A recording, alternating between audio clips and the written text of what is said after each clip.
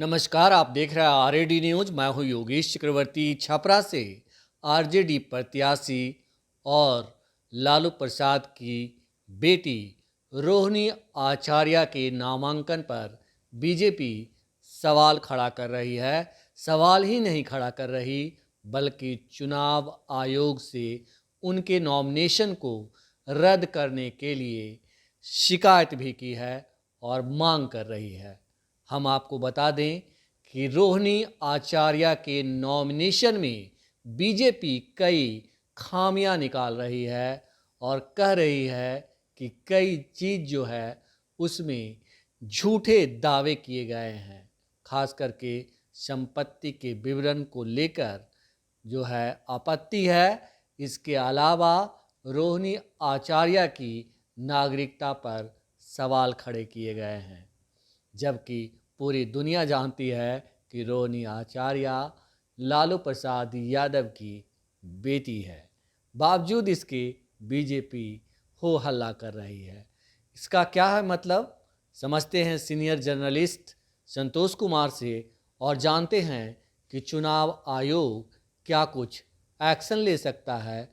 क्या सचमुच ऐसा है कि रोहिणी आचार्य ने कुछ गलत जो है इन्फॉर्मेशन दिया है? संतोष जी। देखिए, हमारे यहाँ जो लोकतांत्रिक व्यवस्था है और जो चुनावी व्यवस्था है, इसमें सर्वोच्च न्यायालय का डिसीजन है और चुनाव आयोग का भी डिसीजन है कि जो भी भारत का नागरिक है वो चुनाव लड़ सकता है। जो 18 वयस्क है, 25 साल उम्र हो गए हैं, वो चुनाव लड़ सकता है। और भारतीय जनता पार्टी के लोग जिस प्रकार से उनकी संपत्ति को लेकर के विवाद खड़ा कर रहे हैं, तो संपत्ति के आधार पर कभी किसी की नॉमिनेशन रद्द नहीं किया जा सकता है। हाँ, उन्होंने कुछ गलत भरा है, गलत जानकारी दी हो, उस आधार पर उनका नॉमिनेशन रद्द, किसी कोई चीज़ छुपा रही हो तो उनका नॉमिनेशन रद्द किया जा सकता है।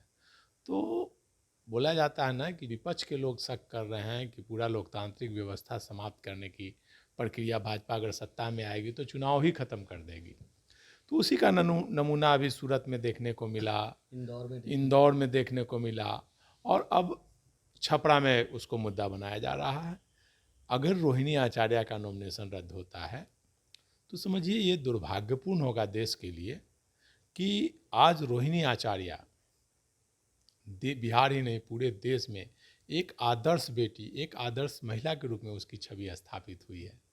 लोग उसको एक, रोहिणी आचार्य डॉक्टर हैं, यहाँ बिहार से मेडिकल पास करके डॉक्टर बनी हैं, इनका औरंगाबाद में ससुराल है, लालू प्रसाद की बेटी हैं, फिर उनको किस आधार पर लोग विदेशी बहू बोल रहे हैं?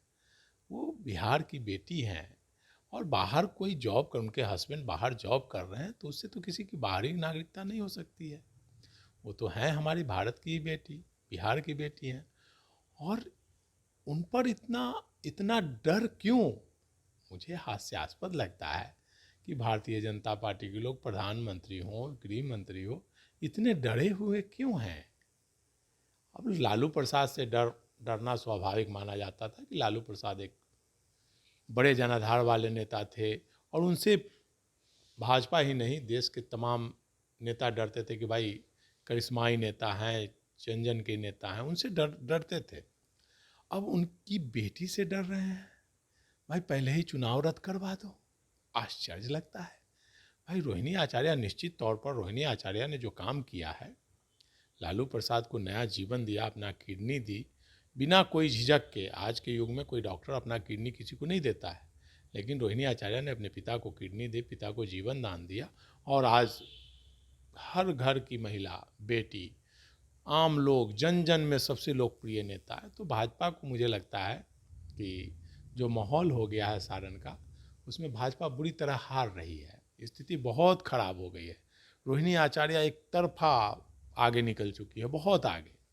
तो ये डर अब लोगों को लग रहा है कि भाई रोहिणी आचार्य, एक तो तेजस्वी यादव पहले से भारी पड़ रहे हैं भाजपा पर, लालू प्रसाद थे ही, और रोहिणी आचार्य भी आ जाएगी तब तो भारतीय जनता पार्टी के लिए मुश्किल होगी।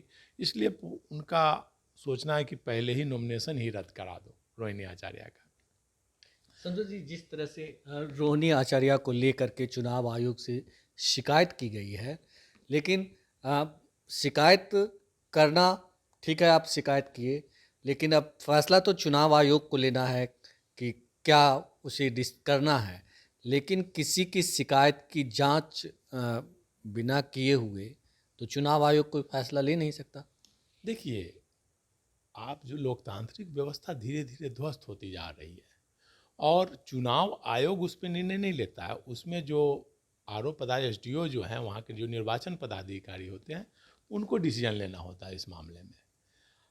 अब वो एक एक चीज़ की जांच करेंगे। उसमें नॉमिनेशन रद्द करने का आधार होता है कि उनका प्रस्तावक कोई गलत हो, उनका जो कागज़ पत्र उन्होंने दिया है वो गलत हो, उनका नाम पिता का नाम, पति का नाम वो गलत हो, तो या उन पर कोई उन्होंने छुपाया हो, उन पर कोई मुकदमा हो जो उन्होंने छुपाया हो, तो इन सब बातों पे आरक्षण नॉमिनेशन रद्द होने की बात है। नहीं तो फिर भी इसके बावजूद सुप्रीम कोर्ट का डिसीजन है और चुनाव आयोग का कहना है कि नहीं, नॉमिनेशन रद्द नहीं कीजिए किसी का। चुनाव कोई लड़ना चाहता है, नॉमिनेशन नहीं रद्द करना है। अपवाद ही बहुत ऐसे अपवाद कैसे कहते हैं, कुछ जानकारी ही नहीं दी है, फॉर्म ही ठीक से नहीं भरे हैं, साइन ही नहीं है, उसमें भी है चुनाव आयोग का कि एक एक चीज़ साइन करवाइए और हर चीज़ परिपूर्ण है। इसके बावजूद मुझे नहीं लगता है कि चुनाव आयोग दबाव डालेगा निर्वाचन पदाधिकारी पर नॉमिनेशन रद्द करने का। और अगर दबाव में, मतलब केंद्र सरकार के दबाव में अगर ऐसा होता है तो दुर्भाग्यपूर्ण होगा। और ये है कि हमारे देश के लोकतंत्र को समाप्त करने की प्रक्रिया की शुरुआत हो चुकी है। और अगर रोहिणी आचार्य का नॉमिनेशन रद्द होता है तो मुझे लगता है कि जो अंदेशा विपक्षी दलों का है कि लोकतांत्रिक व्यवस्था को ध्वस्त करना चाहते हैं नरेंद्र मोदी और भाजपा, और अगर इस बार वो जीत के आ जाते हैं तो चुनावी व्यवस्था को ही ख़त्म कर देंगे। जिस प्रकार से चाइना में है, जिस प्रकार से रूस में है, वही व्यवस्था भारत में करने की कवायद का जो अंदेशा है इंडिया गठबंधन के लोगों का, वो सही प्रतीत होने लगा है। क्योंकि कैंडिडेट को ज़बरदस्ती बैठा देना, कैंडिडेट का नाम वापस करवा देना सभी कैंडिडेट पर दबाव डाल करके, और निर्विरोध चुनाव जीत जाना, फिर कैंडिडेट को पर एफआईआर करके उसको नाम वापस करवाना, तो ये तो लोकतंत्र को समाप्त करने की प्रक्रिया न है। हर लोकसभा क्षेत्र को 5 वर्ष में अपना जनप्रतिनिधि चुनने का अधिकार होता है। लेकिन संतोष जी, यहाँ बातें डिफरेंट है कि रोहिणी आचार्य कोई उस तरह की ना तो बिकाऊ कैंडिडेट हैं, रोहिणी आचार्य ना तो ऐसी महिला हैं कि जिनके पास कोई विचारधारा नहीं है। उनके पास विचारधारा भी है और एक मजबूत घर से आती भी हैं, एक मजबूत पिता मजबूत माँ की बेटी भी हैं, और ख़ुद बेहद मजबूत हैं कि उन्होंने अपनी किडनी अपने पिता को देकर एक मिसाल कायम किया है। ऐसे में रोहिणी आचार्य का, जैसा कि आपने कहा कि चुनाव आयोग कहता है कि पूरी जांच के बाद ही किसी भी परिस्थिति में नॉमिनेशन रद्द नहीं होना चाहिए, फिर इतना हंगामा क्यों मचा रखा है? तो यहाँ तक कहता है कि अगर कुछ गड़बड़ी है तो उसको दूर कीजिए, बुला करके उसको ठीक कराइए। जी जी जी। ठीक कराइए, नॉमिनेशन रद्द नहीं किया जाना चाहिए। सुप्रीम कोर्ट का भी इस मामले में डिसीजन है कि किसी का नॉमिनेशन रद्द नहीं करना है। लेकिन इसके बावजूद अगर नॉमिनेशन रद्द होता है तो ये दुर्भाग्यपूर्ण होता है। इससे साफ पता चल जाएगा कि चुनाव आयोग भी भारत सरकार के कठपुतली बन के रह गई है। अगर नॉमिनेशन रद्द होता है तो यही एक चीज़ मुझे और समझ में आ रही कि क्या ये एक गोदी मीडिया की साजिश भी है? देखिए, एक चीज़ जानिए, गोदी मीडिया की तो साजिश है। ये गोदी मीडिया चरण वंदना के अलावे क्या कर रही है? आप देख रहे हैं प्रधानमंत्री कितना झूठ बोल रहे हैं। क्या गोदी मीडिया उस पर कभी डिबेट हो रही है क्या? प्रधानमंत्री, आप 10 साल हो गए, बिहार में आपकी सरकार 18 वर्षों से है, फिर भी आप जंगल राज, तेजस्वी, हिंदू मुस्लिम, मंगलसूत्र, मतलब पति पत्नी क्या नहीं बोलते। मतलब कुछ तथ्यात्मक बात ही प्रधानमंत्री कुछ नहीं बोलते हैं।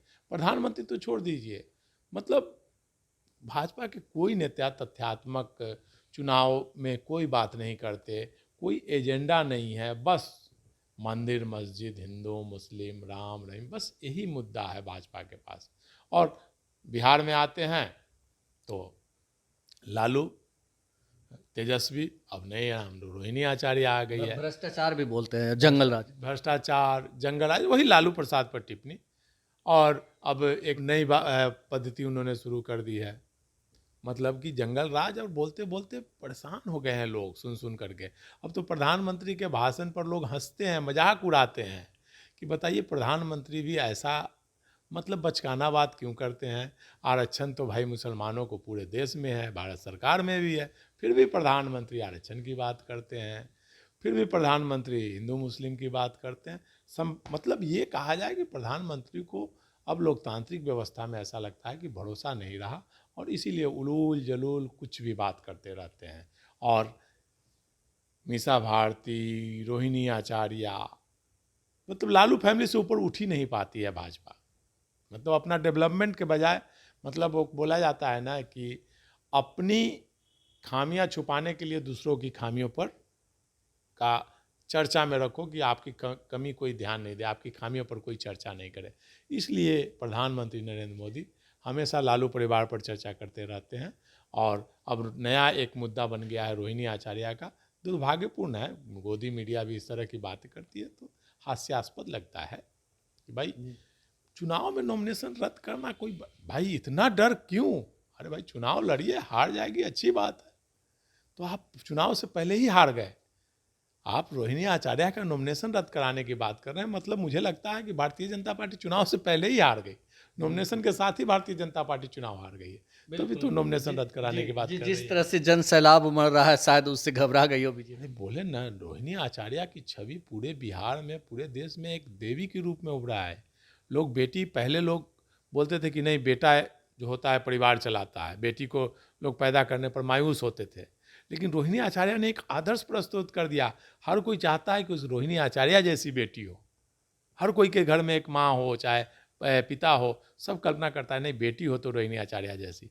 और वो परंपरा बदली कि लोग बेटा चाहते थे पैदा करना, अब रोहिणी आचार्य जैसी बेटी पर ही लोग गर्व करते हैं। तो रोहिणी आचार्य के नॉमिनेशन को लेकर हल्ला हंगामा मचा है। यूं कहिए कि पूरे बिहार की मीडिया चिल्ला रही है कि रोहिणी आचार्य का नॉमिनेशन रद्द होगा, लेकिन ये इतना सहज भी नहीं, इतना आसान भी नहीं। सचमुच अगर ऐसा कुछ होता है तो इस बात का मिसाल बनेगा ये मुद्दा कि देश का लोकतंत्र खतरे में है। फिलहाल इतना ही। आप हमें फेसबुक पर फॉलो करें, यूट्यूब पर सब्सक्राइब करें, लाइक करें, शेयर करें, कमेंट कर अपना महत्वपूर्ण विचार और सुझाव जरूर दें। धन्यवाद।